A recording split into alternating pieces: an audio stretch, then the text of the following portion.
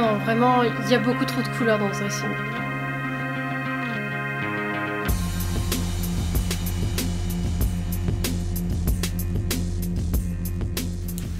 Salut à tous et bienvenue pour une nouvelle vidéo mode. Aujourd'hui, je vais vous donner mes petits conseils pour ne pas vous faire arnaquer sur Vinted.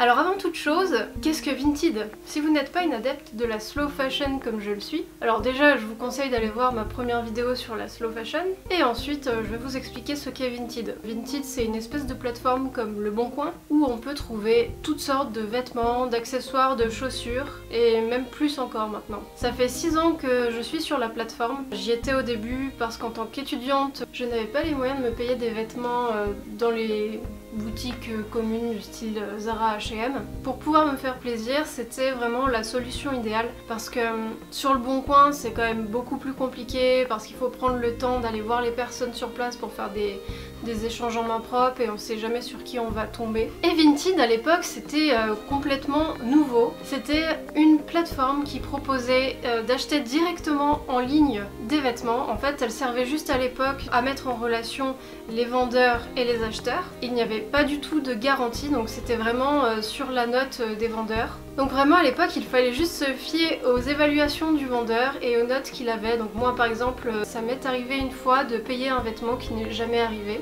Et aujourd'hui Vinted a mis en place, enfin ça fait déjà quelques années que Vinted a mis en place une protection pour les acheteurs qui se présente sous la forme d'une somme qui sera à payer, qui sera proportionnelle aux vêtements achetés sur le site. Il me semble que c'est à peu près 5% du montant total de la commande et qui sert en fait à protéger les acheteurs. Le problème avec ça, c'est que je me suis déjà fait arnaquer depuis cette nouvelle version de Vinted avec la protection acheteur. Et le problème en fait, c'est que cette protection acheteur ne prend pas en compte les frais de renvoi. Donc si jamais vous recevez un vêtement qui n'est pas conforme à l'annonce, eh bien les frais de port pour renvoyer le vêtement à la personne sont à votre charge. C'est vraiment le problème de la plateforme aujourd'hui, c'est qu'on paye une protection qui dissuade en fait les vendeurs de frauder, donc ça c'est déjà pas mal. Mais par contre s'il y a vraiment un souci, c'est pour votre poche quand même. Donc je me suis dit que j'allais vous faire une petite vidéo pour vous expliquer comment faire pour ne pas vous faire avoir par des vendeurs qui sont souvent peu consciencieux. Comme ça je pourrais vous partager mon expérience depuis ces 6 ans sur Vinted. En fait mon but avec cette vidéo c'est vraiment de continuer à vous faire une petite série de vidéos pour vous donner envie de vous lancer dans la slow fashion parce que vous verrez qu'on peut vraiment trouver de vraies perles sur Vinted. Alors déjà pour commencer, je n'achète que certains types de vêtements sur la plateforme. Donc déjà pour tout ce qui est chaussures, je vais prendre des marques que je connaissais déjà et je prends toujours des articles de qualité pour être sûre de ne pas avoir mal aux pieds, de pouvoir rentabiliser mes achats, de pouvoir les garder le plus longtemps possible. Parce que le but, ce n'est pas non plus d'acheter des choses pour les revendre ou les donner quelques mois après, parce que je suis quand même dans une démarche de consommation responsable. Après pour les vêtements, c'est un peu différent parce que pour tout ce qui est articles haut de gamme, je trouve que les prix sont encore beaucoup trop chers sur Vinted. En général, je me détourne de tout ce qui est articles du type The Couples que j'achetais beaucoup avant parce qu'en plus, avec toutes les polémiques qu'il y a en ce moment sur la provenance des cotons, des matières premières, je préfère me baser sur des valeurs sûres, donc c'est-à-dire du vintage. Attention, je choisis d'acheter du vintage parce qu'en général, il s'agit d'une bonne qualité de vêtements, de tissus solides, de vêtements qui ont déjà résisté à l'épreuve du temps. Et c'est là que vient le premier problème, c'est comment savoir si la pièce est vraiment vintage. Alors, on va prendre un premier exemple avec cette robe. C'est une coupe qui est très à la mode depuis à peu près 2 ans. C'est une coupe un peu qui rappelle un mix entre les années 70 et 90 on va dire.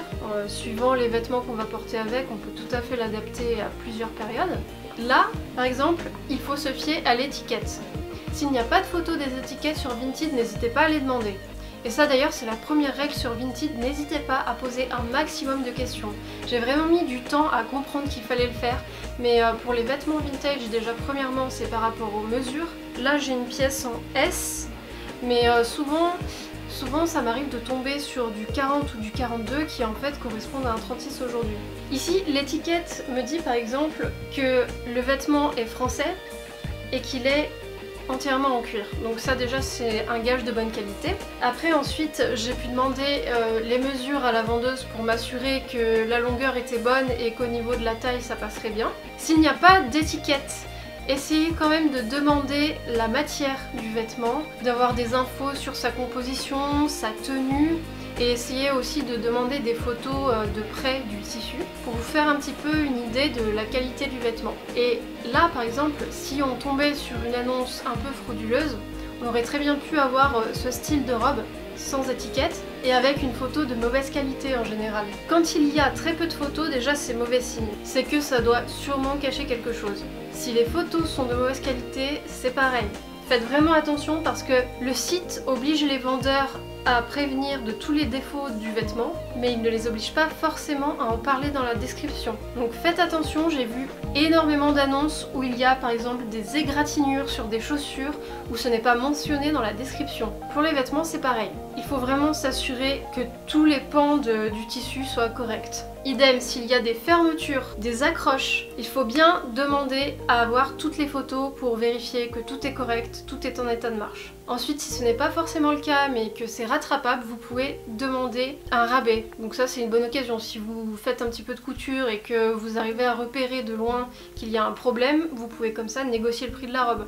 Mais quand même attention. Un autre danger aussi, c'est qu'il y a énormément de vêtements modernes qui reprennent des coupes qui ont été tendance il y a plusieurs années. Vu que c'est le grand retour du vintage, il y a énormément de boutiques chinoises en ligne qui vont reprendre les mêmes lignes et qui vont limite faire des copies ou des imitations de ce qu'on pouvait trouver avant. Là aussi faites attention car je me suis déjà fait avoir. Il m'est déjà arrivé d'acheter des vêtements qui ressemblaient de loin à des vêtements vintage et en fait quand je les reçois chez moi je me rends compte que c'est de la mauvaise qualité, que le tissu est tout fin, que les mensurations sont mauvaises. Donc vraiment demandez tous les renseignements. Avec les sacs également, pensez bien à demander de pouvoir regarder l'intérieur du sac. Donc ça c'est très important car j'en ai vu énormément où l'intérieur était tout abîmé, voire complètement déchiré.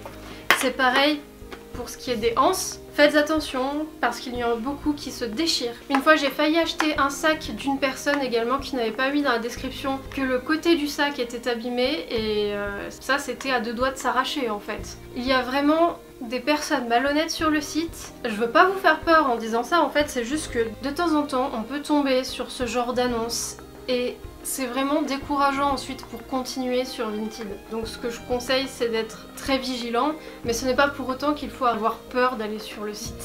Idem pour les chaussures, demandez des photos, car sinon vous pourrez arriver avec, vous savez, des petits accros sur du vernis qui ont été bien cachés par la personne pendant qu'elle prenait les photos. Vous voyez par exemple, au lieu de vous mettre tous les côtés de la chaussure dans la présentation, la personne peut très bien la placer dans ce sens avec l'autre devant et hop, ni vu ni connu. C'est pareil aussi en fonction de la lumière qui arrive sur la chaussure, on peut très bien cacher des griffures ou des salissures.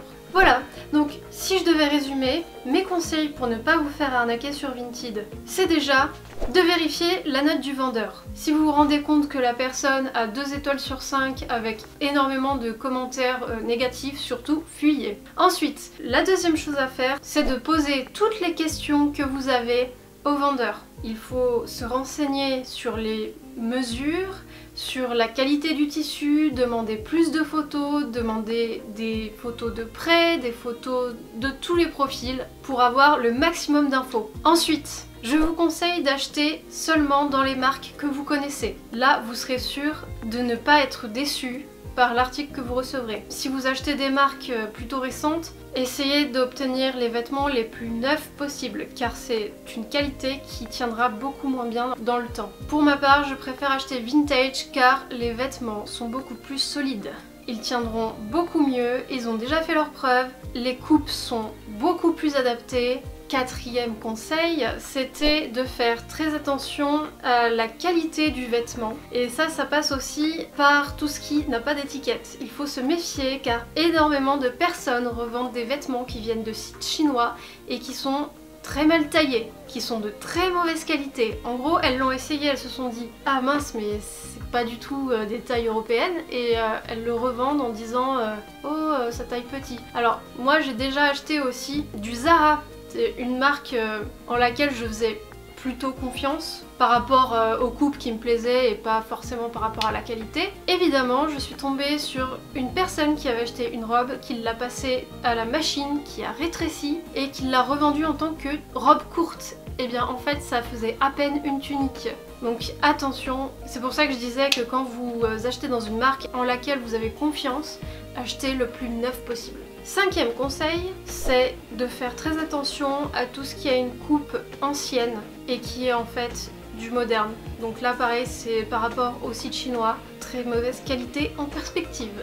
Voilà, j'en ai fini avec mes 5 conseils pour mieux consommer sur Vinted. J'espère que je ne vous ai pas fait peur. Si cette vidéo vous a plu, je vous invite à vous abonner à ma chaîne pour le prochain épisode de ma playlist mode. Je vais vous partager mon expérience sur ma manière de m'habiller alternatif au travail.